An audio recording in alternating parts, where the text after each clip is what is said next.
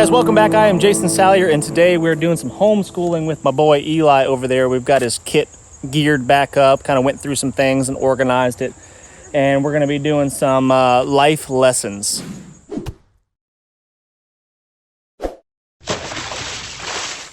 That's a cute bunny.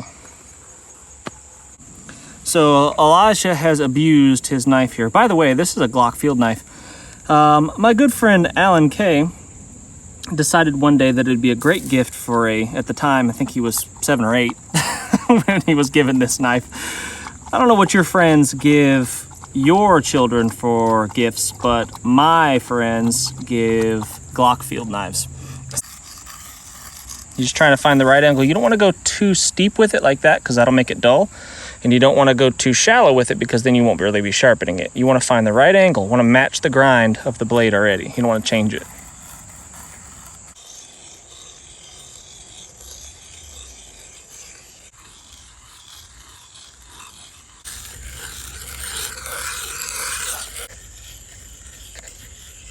All right, where does your knife go when we're not using it? In the sheath.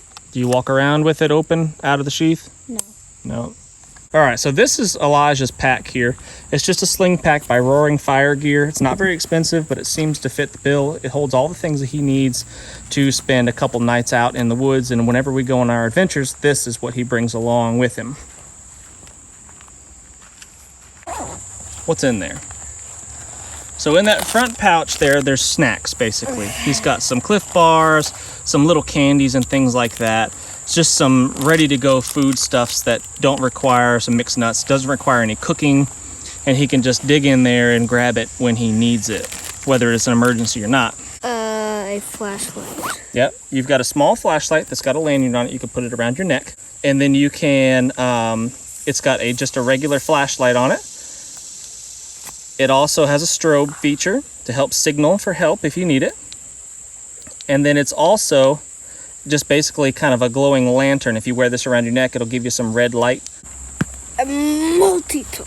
Yeah, you've got a multi-tool, right? So we've got a pair of pliers, an extra knife, and just the basics, right? So you've got the things that you might need, some tools on there you might need. That is rope. Yeah, it's rope, paracord, right? It's really, really strong rope. And there's some more in your pack too. I think there's some in this pouch. Yeah, there's there's some more rope in here. Some more paracord, some bank line, and things if you should need string to make yourself a shelter. So on the side of his pack, he's got a blaze orange vest that he could put on and make himself much, much easier to find if that was the situation. You ever get lost, something happens to me, you get separated from me, you put that vest on. Do you understand? Yes, sir. Okay. So little Eli is in the woods right there. He's standing in the woods and you cannot see him at all. It's not like he's wearing camouflage. He's wearing a blue shirt and with a Superman logo on the front, but you still really can't see him unless he starts moving around. But put that vest on, big guy. Boom. That could be all the difference between someone finding him and not finding him. Go. Now what do we have in there, big guy? Just your canteen and your canteen cup, right? And remember, what can we do if you were to get water out of this creek behind us?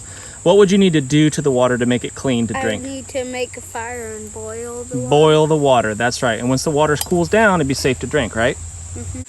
All right, so he knows how to boil water in his canteen cup to make it safe to drink. But he may be tired, he may be injured himself, who knows?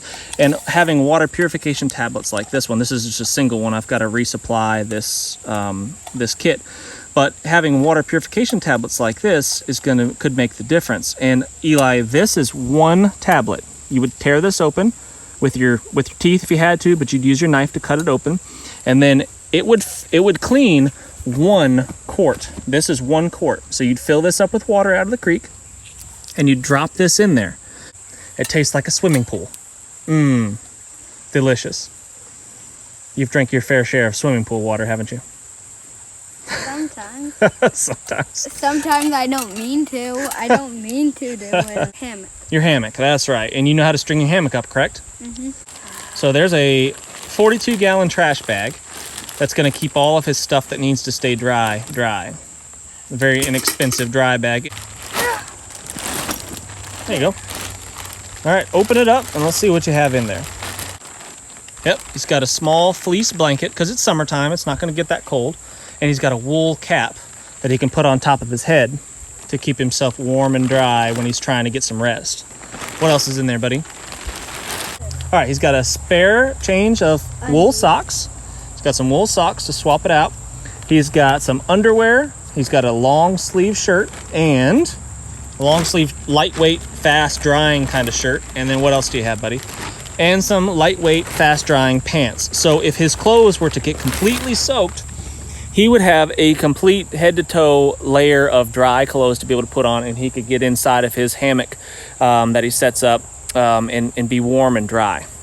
Yep, so you could wrap up in your blanket, in your fleece blanket, and you could crawl inside that trash bag, pull it up around your shoulders.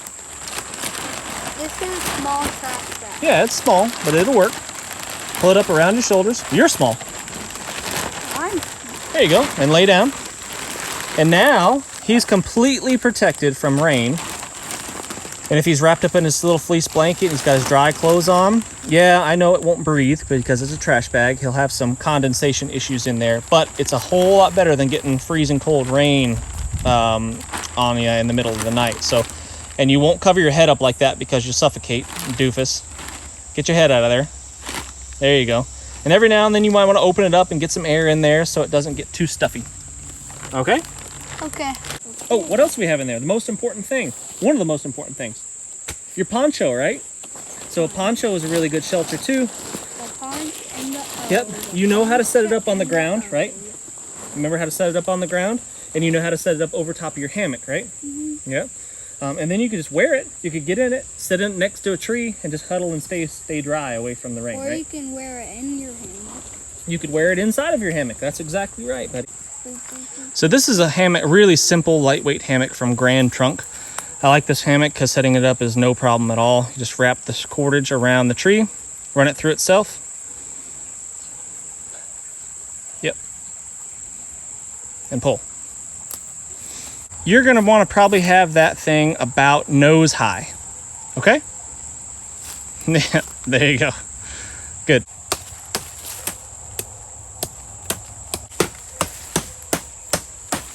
Good. He's measuring it with his nose. Good. And we're just practicing this stuff at home. We're at the On3 habitat here. We're not in the middle of nowhere, in the wilderness, just getting his kid out, making sure he knows how to use everything. Now that's a bit tight, isn't it, buddy? Remember, we want some swag to it. We want some curve to it, so you need to loosen that one side up. I have just kind of graduated knots at intervals here so he can adjust the height of his hammock and the swag of it. And there you go. You got your hammock set up, and if the ground was wet, ground was cold, you don't want to be laying on it, you could just string your hammock up. Right, big guy? Yep. Now, show me how you set up your tarp. So we've got a length of cordage tied to every corner of the poncho.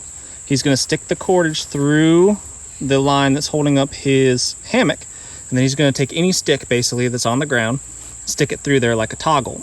And when you pull on it, that holds it still, and it's not going to come loose. And you've already tied off the hood. This was already like this in your pack. So it's already tied off. It's not going to leak there. Get it? Yes. Okay. The tarp. There you go. So now you've got two ends secured on your poncho. And now you're just going to stake out the corners. You need to find 2 stakes. And once you get it sharp, put your knife back in the sheath. There you go. And there we go. He's got his shelter all rigged up. We've tried this method before, and it works pretty good. At first I thought maybe this kind of downward slope of the poncho was going to collect some water here and end up dripping, but it never did. We've slept out in some pouring rain with this setup, and he's been able to stay really, really dry with that. And it's super simple to set up. He can do it himself. Even my 7-year-old daughter can set this up by herself, and it's no problem. And this, you don't have to spend a fortune on kits for your kids. That pack wasn't very expensive. I think it was maybe 30 to 40 bucks, something like that. This poncho is a pretty decent one from 5-Star Gear, which is, again, around 30, 40 bucks. Same thing, 30, 40 bucks for this hammock from Grand Trunk. all quality pieces of kit, and they're not going to break the bank. You take a nap? So also in his pack, we've included a small first aid kit that I was reminded of when he was using his giant Glock field knife from Mr. Allen. We've got just some bandages, some gauze, that kind of stuff, and then he could use the duct tape to wrap himself up, patch himself up if he was to get some cuts. Where do we gather our kindling from? The trees. Well, obviously trees, but what kind of trees? Pine. Yeah, preferably pine trees, right? So Eli's lighter that he's got on a lanyard here, paracord, is just electrical taped to the really bright colored lighter. I have removed the child's safety deal that goes on top so he can easily light it up. Light it up for me, bud. There you go, fire. And there's no need to mess around with ferro rods. We've got a ferro rod in there for him, but it's a backup. The lighter is by far the easiest way to get a fire going. If he lights up one of those tinder tabs, he's going to be able to get a fire going, no problem. We have been out in the wintertime when his hands have been really cold, and I've tried to test him a little bit there. And that does make it pretty challenging to light a lighter, but it can still be done. And that might be a situation where that ferro rod, that big, bulky, giant ferro rod that's easy to hold on to, might be an advantage when the dexterity becomes a problem. We're bringing a twig. Oh, okay. I think I have enough twigs for our tiny fire.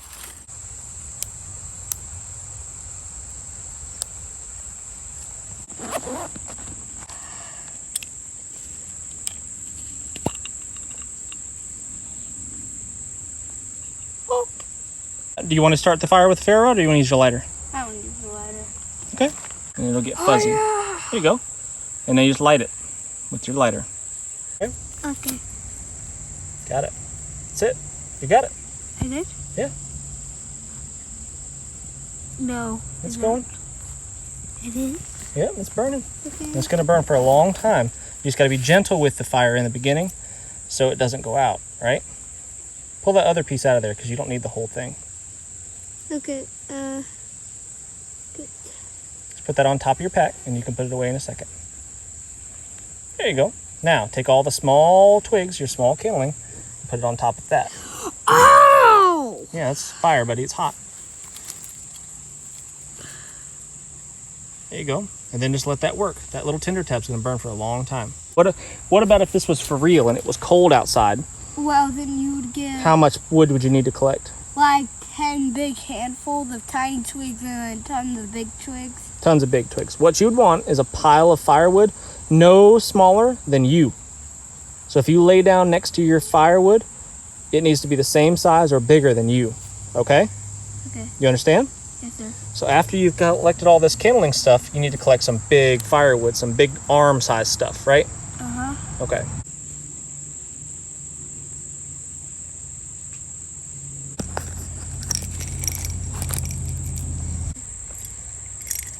North, east, west, and south. That's right. That's right. Which way's north? North. That direction, right? I want you to walk 100 steps to the east. Can you do that for me? But I'll run into the water. What are you going to do? If you got to keep heading east and you run into a pond or something like that, what are you going to do? I'm going to go around it. Yep. You're going to look on the other side of the obstacle, like the pond. You're going to look on the other side of the obstacle and see something that's in that westerly direction or easterly direction. And then you're going to walk around the pond until you get to that tree or whatever it is, big rock. Okay? And then when you get to that, you're going to carry on going in the direction you want. So I've instructed Elijah, if something was to happen to me, if he was lost in the woods, we were separated, whatever it may be, I've instructed him to stay put, stay exactly where he is and do not move. Take care of the basic needs like shelter and fire and water and all of those things in his immediate location, or as close to it as possible, obviously. And then toot on that whistle every 10 minutes. You give 3 really big loud blasts every 5-10 minutes and just really let that thing rip. Now let's say, well, chances are someone's going to come looking for him because we've told somebody where we are. And if we don't show up at our destination on time, people are going to worry about us and they're going to come looking. But let's say, worst case scenario, nobody's coming to look. It's been a few days and no one has come looking for him. What's he supposed to do? He's got a small compass and he can read the compass and follow a basic direction. And around here, it really doesn't matter. You pick any direction, north, south, east, west, or anything in between, and you follow it in a straight line. Sooner or later, you're going to run into a creek, you're going to run into a road, you're going to run into a house, something. You got to hold it up here in front of you, away from anything that might be metal, like your belt buckle. If it's near your belt buckle, it's going to throw it off because a compass works on a magnet, right? And if it's metal, it's going to tell you a lie. We don't want that. So hold it up in front of you, away from anything metal. All right, 100 steps east. Okay, so you've walked 100 steps east, correct? Uh-huh. Now, here's the test. What is the opposite of east? If you were going to go back the way you came, which direction would you walk? West. West. I want you to go 100 steps west. And now, if you did it right, you will end up exactly where you started from. All right, guys, thanks so much for watching. Make sure you hit that thumbs up, subscribe if you haven't done so already, and make sure you leave us a comment. Today's comment is... What is your favorite food? What is your favorite food? That's a perfect comment. Get your kit loaded up for your kids. Get their bug out bags, adventure kits, whatever you want to call it, doesn't matter. Get them loaded up and make sure you spend some time with them outside, setting up their shelter, starting the fires, knowing how to use all of those things, because there may come a time where they can't rely upon you to do it for them. So thanks for watching, guys. See you next time.